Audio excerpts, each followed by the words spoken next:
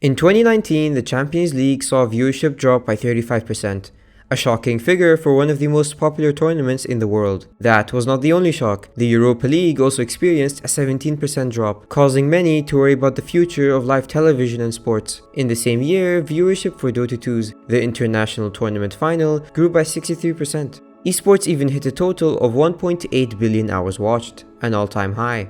It was becoming clear esports was becoming the new big thing. However, this didn't mean sports was on the decline. It just meant the way we consumed sports has changed, from television to social media. Many younger fans shifted from watching the entirety of the game to just watching the highlights of their favorite sports team. But if viewers are becoming impatient overall with large time consuming content, is this esports' moment to capitalize?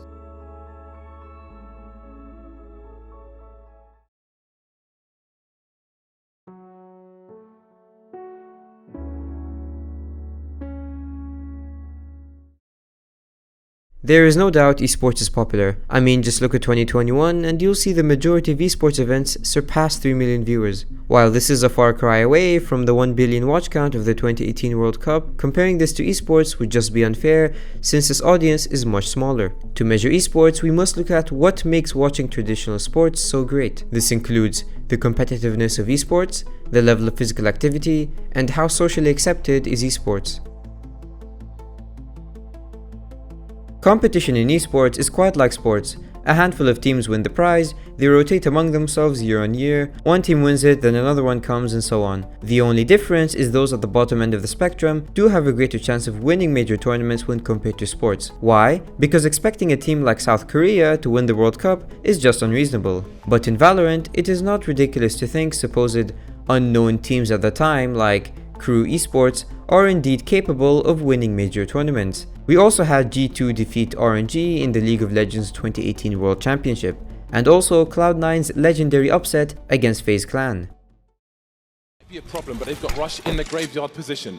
28 seconds now, and Olaf Meister might try to pull rotation. He's the only man on Banana. Rush with an off angle, looking towards the Apps position. The Molotov comes in, but so does the rotation. Olaf Meister, though, has been taken out towards the B bomb site.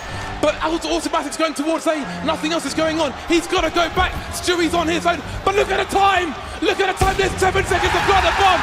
They're trying to build pyramids, but there's no more play. Stewie's won the round.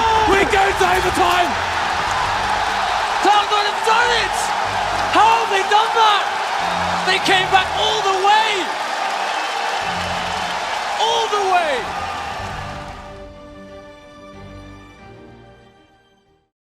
Valorant, as a 2-year-old game, is expected to have a mix of teams that win tournaments and prizes because the game has not been figured out yet. Although in more established games like League of Legends, it is slightly more challenging for underdog teams to succeed. Between 2013 and 2017, all world championships were won by South Korean teams.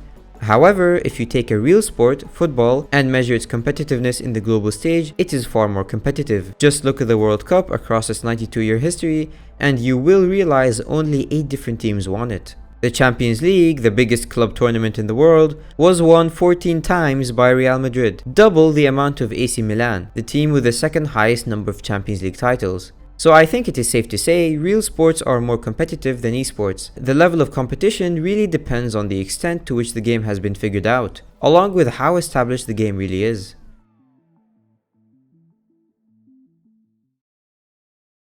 Now this one is debated quite a lot. Esports does not involve physicality, so it should not be considered a sport. I mean, they're not wrong, just look at the Cambridge Dictionary and they will say that a sport must include all types of physical activity. Oxford also says the same thing. And hey, even the Council of Europe agrees by saying sports include all forms of physical activity. I mean, all sources point to the same conclusion. Okay, fine. But there are special cases where activities have strong competitive elements but are still not considered sport, like chess, pool, poker, bowling, darts, and minigolf.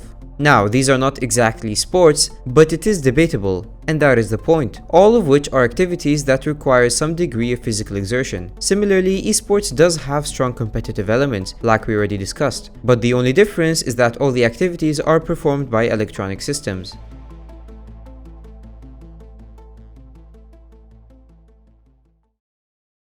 When we evaluate social acceptance, we try to look at the extent of media coverage. Why? Well, the more media outlets cover it, the more it is embraced. Esports needed to find a way to attract an audience. The solution? Money. Have massive prizes, huge signings, big salaries, publish this data, then attract investment. It was no coincidence media coverage came about when esports began giving out huge prizes. I mean, it was not exactly met with open arms, but it did have exposure, and that was essential for the investment to start rolling in. Fine, the media spread is great and all, but why is the media that significant to esports if the money has already rolled in? Well, we must come back to the very reason media coverage is significant in the first place. We need society to embrace it. That is where the real value is. As it turns out, the value was quickly recognized among huge sport clubs. PSG, Manchester City, and Wolfsburg, for example. Hey, PSG even have their own webpage just about esports. Likewise for Wolfsburg. Truth is, this is a win situation for clubs and the esports industry. The clubs that already have well-established fan bases are introducing them to something they likely already watch, esports, thereby increasing merchandise sales and fan base. Esports benefits by improved credibility, increased revenue, and greater popularity in the global stage. But despite all the money and popularity, there is still one thing preventing esports from being socially accepted, and that is its identity. Like we already discussed, esports has trouble with being called a sport. This is still a problem for esports. I mean, just look at how the media perceive it here. Zero knowledge of the fact that this exists. You didn't know there were cyber athletes? My hand to God, I didn't know there were. But my issue is, it's still not a sport. Well, again, it's a game. You follow me what I'm saying here, Bernie? I do. Do you have any statistics on how many of those people also go to Star Trek conventions? I would guess there's actually a fair amount of overlap, actually.